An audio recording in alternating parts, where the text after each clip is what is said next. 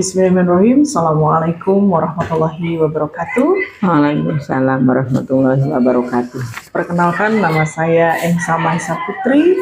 Saya adalah CGP Angkatan 9 Kabupaten Kuningan. Pada kesempatan kali ini, saya memenuhi tugas untuk demonstrasi kontekstual pada modul 3.1 di Pendidikan Guru Penggerak.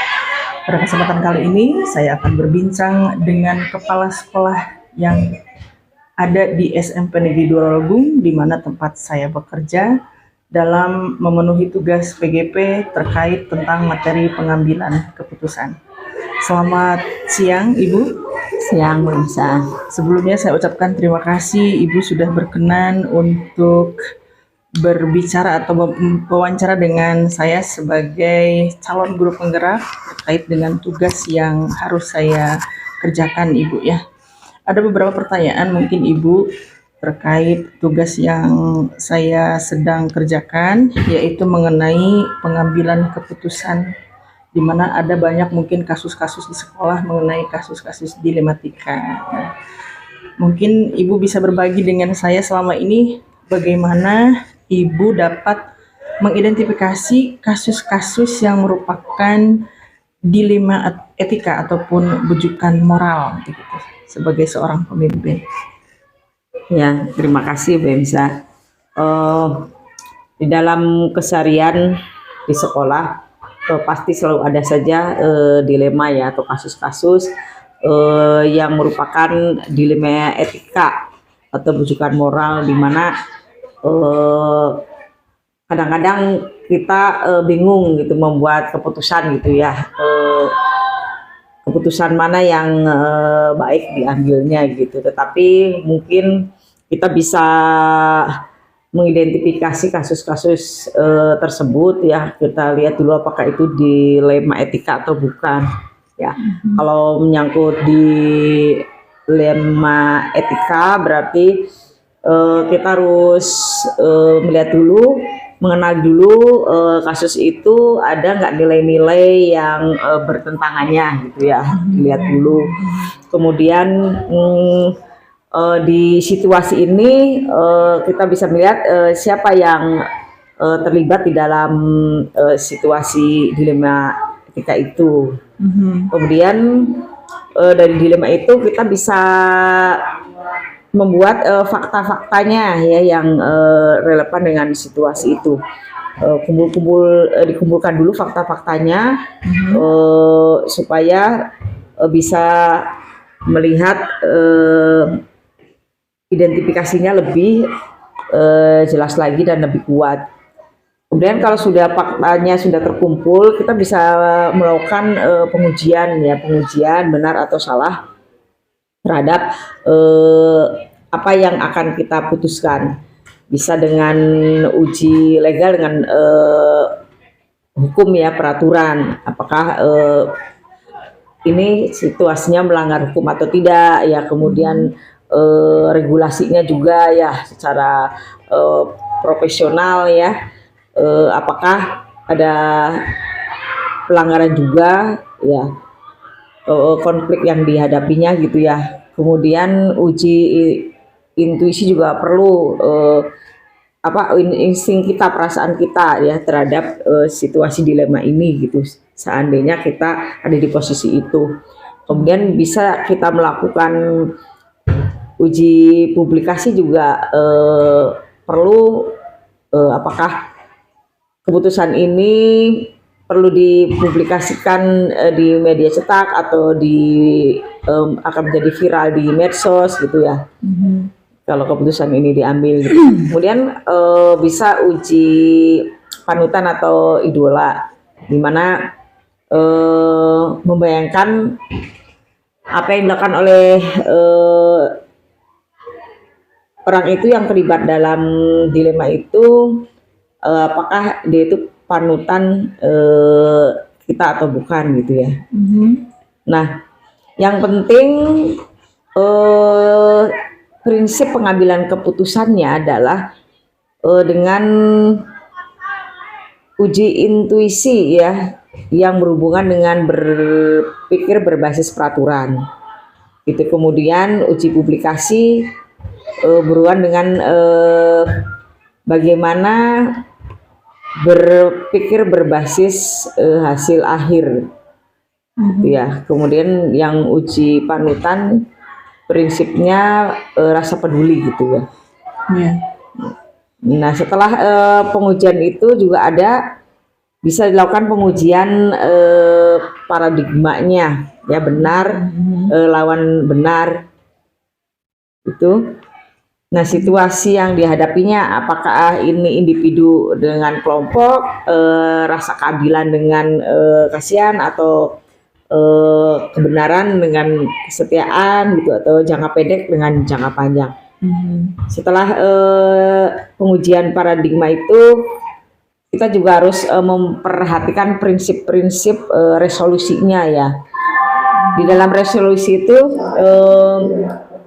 penyelesaiannya mana yang akan dipakai, apakah berpikirnya berbasis hasil akhir, berbasis peraturan, atau berbasis rasa peduli, gitu. Kemudian perlu juga dilakukan investigasi opsi. Kalau ada 2 opsi, biasanya kita ngambil 2 opsi. Diperlukan juga opsi trilema, yang satu lagi opsi, gitu. Di tengah-tengah kebingungan ketika menyelesaikan masalah, kita bisa menggunakan opsi ketiga, ya. Makanya itu investigasinya opsi trilema. Jadi dari 2 pilihan bisa muncul pilihan yang satu lagi, gitu. Nah, kemudian setelah melakukan itu semua, baru buat keputusan, ya. Kita harus membuat keputusan yang membutuhkan keberanian secara moral untuk melakukan, berani ngambil keputusan dari situasi yang dihadapi. Nah, tapi dari keputusan itu kita lihat lagi, yang terakhir lihat lagi keputusannya, gitu. Sebelum dilakukan kita lihat lagi keputusannya yang sudah diambil itu, apakah sudah tepat atau belum. Jadi harus dilihat dulu juga, gitu. Dan kemudian direfleksikan, ya. Kita ambil pelajarannya untuk dijadikan acuan bagi kasus berikutnya. Jadi walaupun keputusan sebelum dilaksanakan itu memang harus lagi keputusannya, kemudian setelah dilakukan diadakan refleksi. Jadi refleksi terhadap keputusan yang sudah dijalankan. Apakah itu ada pelajaran yang perlu diambil untuk jadikan acuan berikutnya. Kalau memang ternyata positif, bisa dilakukan pada kasus-kasus yang sejenis, bisa dilakukan lagi seperti putusan yang itu. Tapi kalau kemudian keputusan itu ternyata jadi berdampak negatif, berarti atau merugikan, gitu, berarti jangan digunakan lagi untuk pada situasi yang akan datang kalau seperti itu lagi, gitu. Jadi harus dikaji ulang lagi mungkin. Ya, jadi harus dikaji ulang itu untuk secara cara untuk menangani kasus dilema etika secara per langkahnya. Jadi memang harus perlu banyak pertimbangan. Ya. Kemudian juga harus dilihat prinsip-prinsipnya, ya Bu, ya. Kemudian dilihat dulu fakta-faktanya, apa yang terjadi dan sebagainya. Nah, selama ini ada nggak sih yang merupakan tantangan dalam pengambilan keputusan Ibu itu? Ada nggak sih tantangan yang paling berat yang Ibu rasakan, itu seperti apa? Ya, tantangannya kalau ketika sama-sama itu kasusnya baik dan baik, gitu ya. Itu dilakukan baik sama baik, gitu ya, positif dengan positif. Satu sisi ini juga bisa dilaksanakan, ini bisa dilaksanakan, tetapi mungkin harus ada prioritas, gitu ya. Kalau dilemanya positif-positif, gitu. Kalau yang positif dengan negatif, kadang-kadang kita pasti akan berpikir mencari ke yang lebih baik, ya, gitu. Yang penting tidak merugikan, tetap ada tanggung jawab, ya, gitu, dalam pengambilan keputusan itu tuh. Dan memang keputusan lebih baik secara diskusi musyawarah, gitu ya.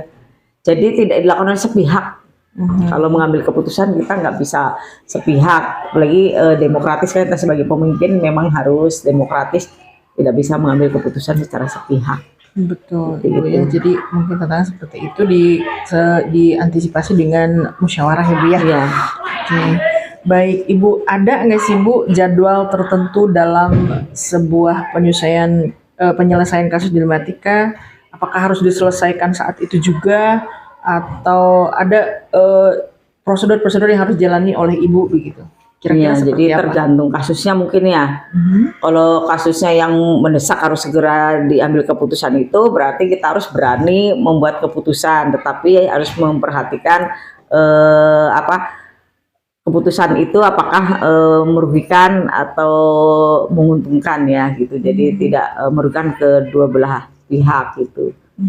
Jadi tidak harus jadwal dalam arti dibuat seperti jadwal pelajaran mungkin ya gitu, tetapi lihat kepentingannya gitu, skala prioritas. Kalau memang itu mendesak, harus membuat keputusan mendesak ya harus dilakukan. Tetapi kalau yang bisa untuk di nanti-nanti gitu, dalam arti bisa berikutnya ada waktu penyelesaian, kita buat schedule untuk menyelesaikan permasalahan itu secara bersama, dipikirkan matang-matang gitu supaya hasilnya yang terbaik gitu. Baik, Ibu. Jadi sesuai dengan bagaimana kasus tersebut Iya, ya situasinya dilihatnya. ya. Nah, kemudian Ibu nih, selama penyelesaian kasus tersebut ada nggak seseorang atau faktor lain yang selama ini mempermudah atau membantu Ibu nih dalam membuat keputusan dalam kasus-kasus tersebut yang mungkin kasusnya yang berada di tingkat sekolah begitu ya, Mbak? Kira-kira ada nggak sih Ibu seseorang atau faktor yang membantu Ibu dalam hal ini dalam mengambil keputusan? Iya, karena keputusan itu tidak bisa dilakukan oleh sendiri, tentu ada pihak lain yang ikut membantu ya. Kalau di sekolah kan pasti ada guru ya, ada TU yang bisa memberikan masukan, memberikan pendapat gitu ya.